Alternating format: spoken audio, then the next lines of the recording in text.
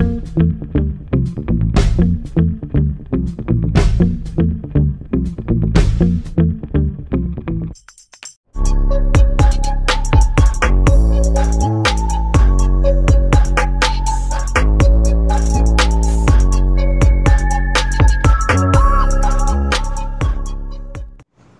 what's up mga kanatik? Welcome back sa ating channel.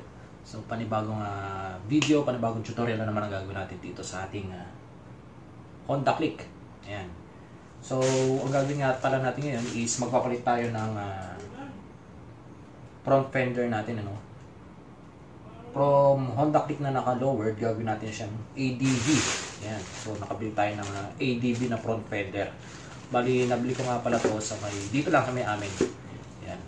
Dito sa may PPZ Racing or sa Part Zone Moto Accessories. So meron din silang Facebook, then meron din silang Shopee. Ilagay ko na lang yung description sa ating channel para just in case magustuhan nyo yung magiging outcome is meron na kayong pagbabasihan ng pagbibilan.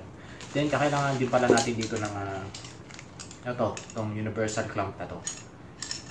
Ito nagkakahalaga naman to ng 44 natin to nabili sa Shopee. Lalagay ko na lang din yung link sa description. So, ito nga pala yung kulay na nabili natin sa Part Zone Moto Accessories.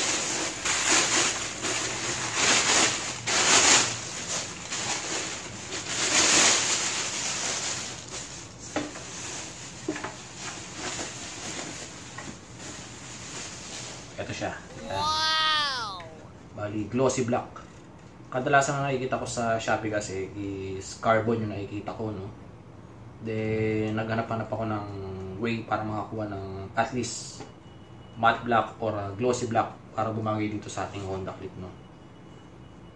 Yan. So, nagkakalaga to ng 850. Pero sa Shopee nila, nagkakalaga to ng 950.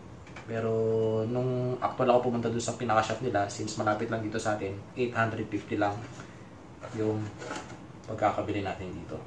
So simulan natin kung magagamit mo natin yung mga dati nating kinabit na bracket at saka kung paano natin maikakabit. So let's go!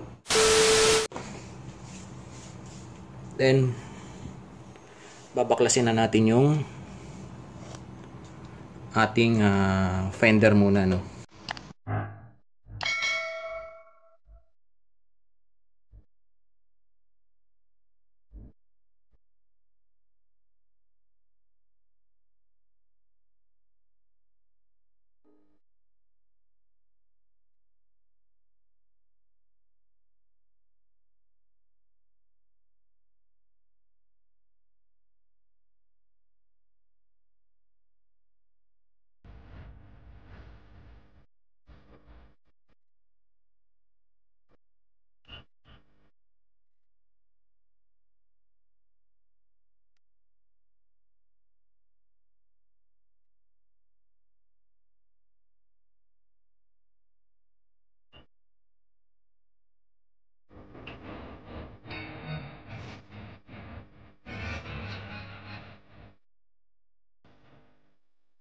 Kamali ako ng pihit, no? Napihit ko siya ng mas pasikip. Kaya bumigay na siya. Ayan. Oh no! So I don't think so kung pwede itong dikitan at kung magagamit pa. Pero subukan pa rin natin. Subukan natin siya idikit ng kung anong pwede. Pero mura lang naman ito mga kanatik. Nasa 50 pesos lang din to. Less than 50 pesos. Ayan. Then, punasan lang natin siya ng bahagya.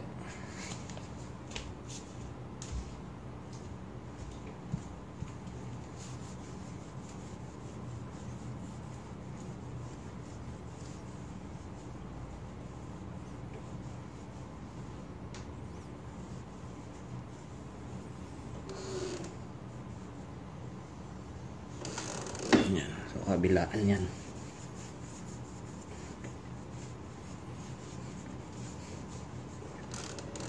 Okay. Then, pakita ko muna sa inyo kung ano magiging layout or outcome pagka nilagay natin to.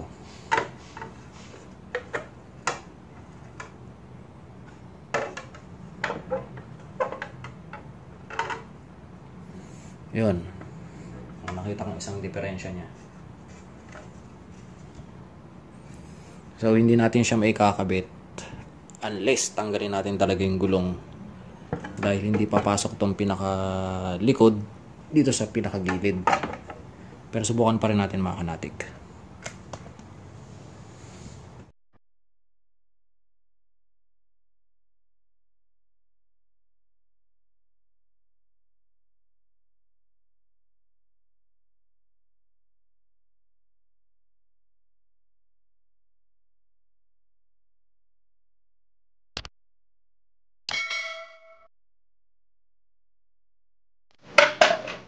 Yun, hindi talaga po pwede. Hindi siya obra.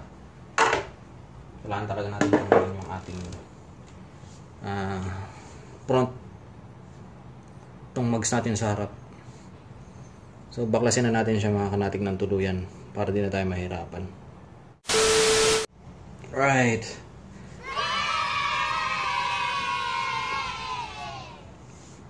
Tatanggalan natin siya ng kanatik yung mags natin. Right, so kailangan pa rin pala nating putulin ito ay cut itong part na to. Then itong part na to siyang gagamitin natin dito sa may bracket na to para kumapit yung pinaka fender dito sa bracket na to. Right, so i-cut muna natin siya mga kanatik. A few inches later. Okay, so sa mga walang grinder, ayan, so mabilis lang natin siya naputol. Pero mas maganda sana kung makiklean natin itong sharp edges na to. Okay. So sa mga walang pang cut, so madali lang siya, medyo malambot lang yung part na ito. So i-bend lang natin siya. Bend pa kabila. Then laruin nyo lang hanggang matanggal. Yan. Pero ganun pa man, sa part natin, may pang polish naman tayo dyan. Ipapolish na natin siya ng bagya para mawala yung pinaka yung sharp edges na yan. Okay. Ayan, so medyo makinis na siyang hawakan.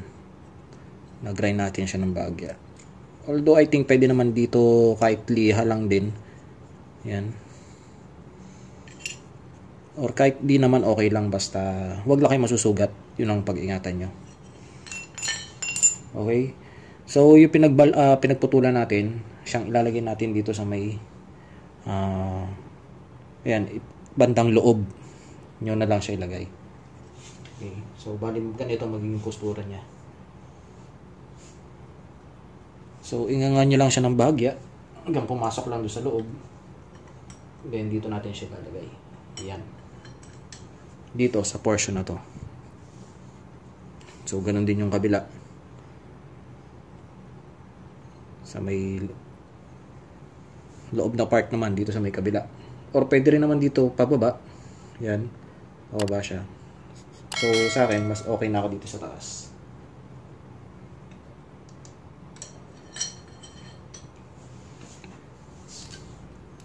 So magagamit pa rin natin talaga to. Kailangan ko lang palitan itong isang bolt. Medyo malapit na siya sa loose thread. So itong bracket naman na to is pababa yung install natin yan. So yan, ganito. Then isasagad natin siya dito sa may pinaka itong nakaumbok na to. Yan ang pinaka magiging guide natin. Sasagad natin siya pataas. Kahit wala na siyang electrical tape. So bago mahigpitan yung dulo, make sure na nakakabit din yung kabila.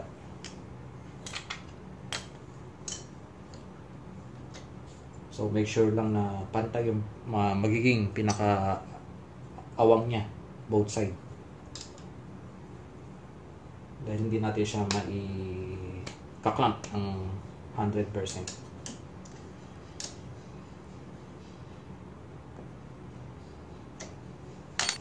Right, so habang pinapatuyo natin yung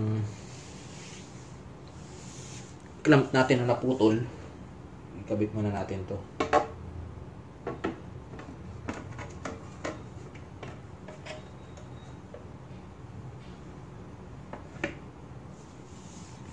Alright, so testing na natin.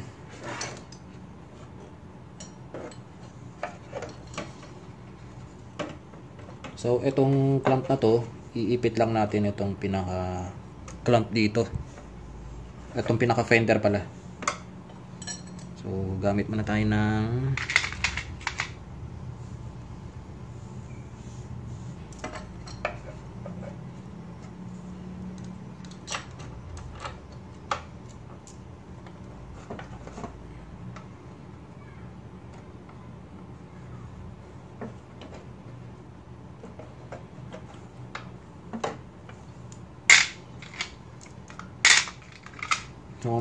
ito muna gagamitin natin yung mga pinagtanggalan natin na bolt before. Then mamaya susukatin natin yung tamang sukat lang na sakto lang para dito.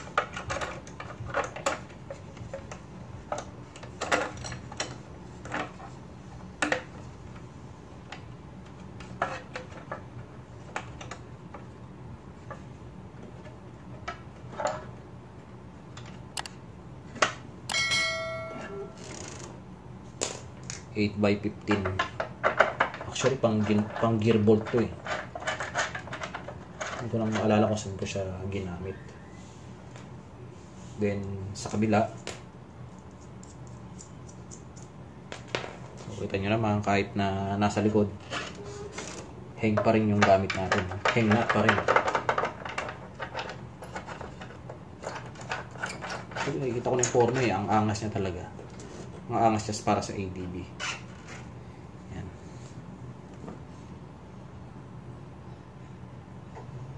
Then hopefully lang sana walang sabit na mangyayari dito sa ating pinaka shock. Pag nagpe-play siya, sana wala siyang sabit. Okay. Dito naman sa kabila, since dito yung buo na bracket. Yan. So,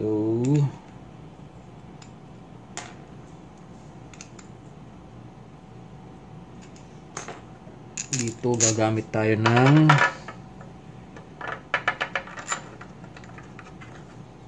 ito, yung bracket na to.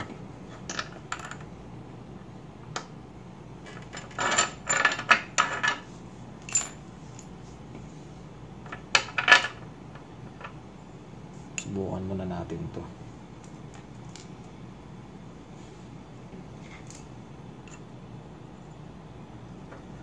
Actually, pwede rin ito eh. Masyado lang malaking washer. So, hindi ubra.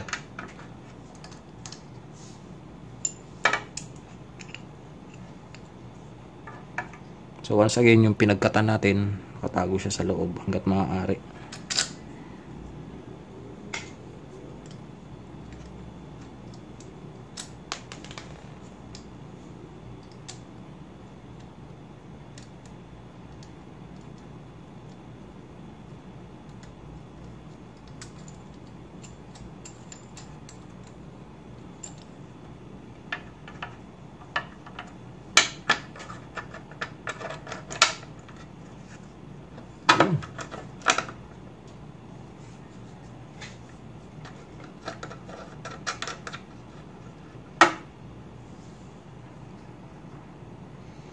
Okay.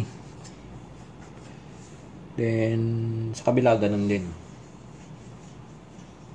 Ang problema na lang talaga is yung bracket natin. Hindi umubra yung pinakaunang pandikit na ginawa ko. So, subukan natin yung Mighty Band. Alright. So, kaya muna tayo mga kanatik. Bumili na pala ako ng fender clamp yung nabali sa atin, no? Medyo pricing nga lang talaga sa labas nag-compare sa Shopee. Yun nga lang, syempre may service fee yun. Then kailangan mo magantay dito. andyan na, walang service fee, kaya medyo pricey. Napabili na tuloy ako ng isaw.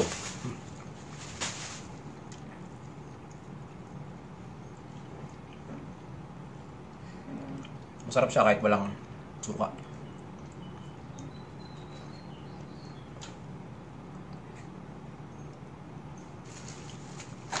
Kailangan na kasi talagang mahigpit ang mabuti.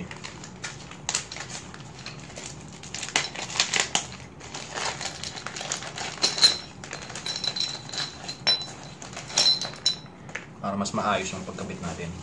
So, back na tayo dun sa ating ginagawa. Okay, so explain ko lang ulit, no? Yung nabili nating bagong fender bracket na kinat natin.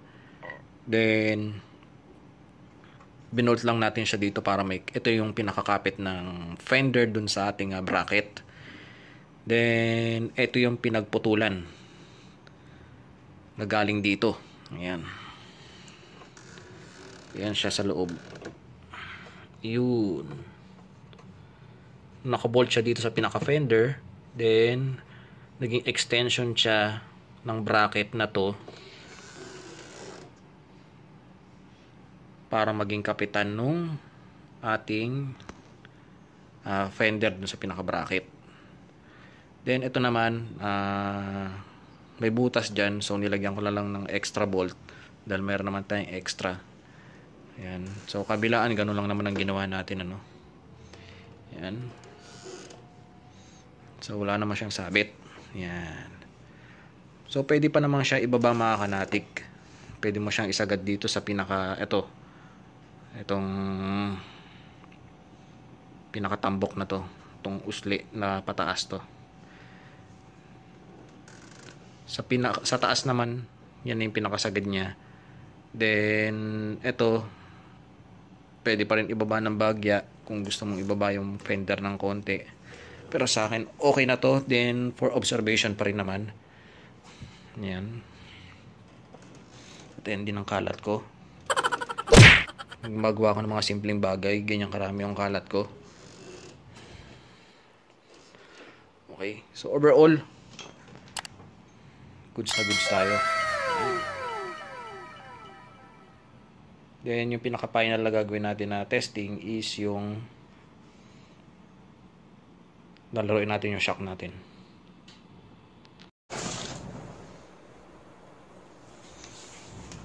Tanggalin natin na itong improvised jack natin.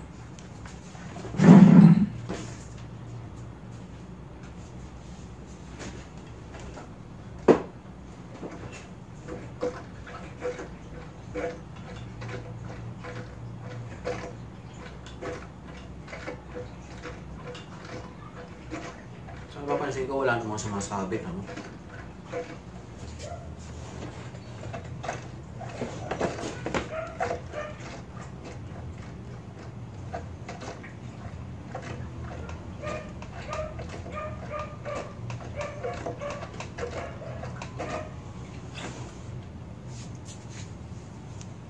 Alright, so wala naman siyang sabit, mga kanatik. So overall, goods na goods tayo.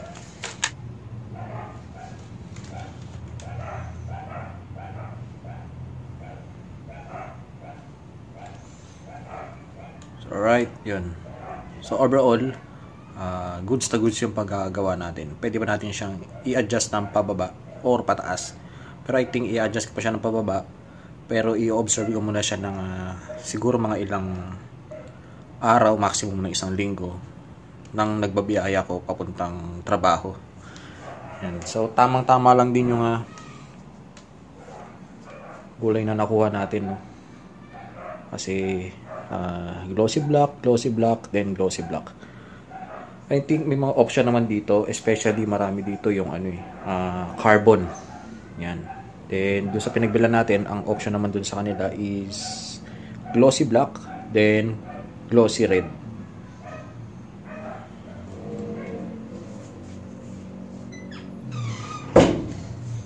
Right.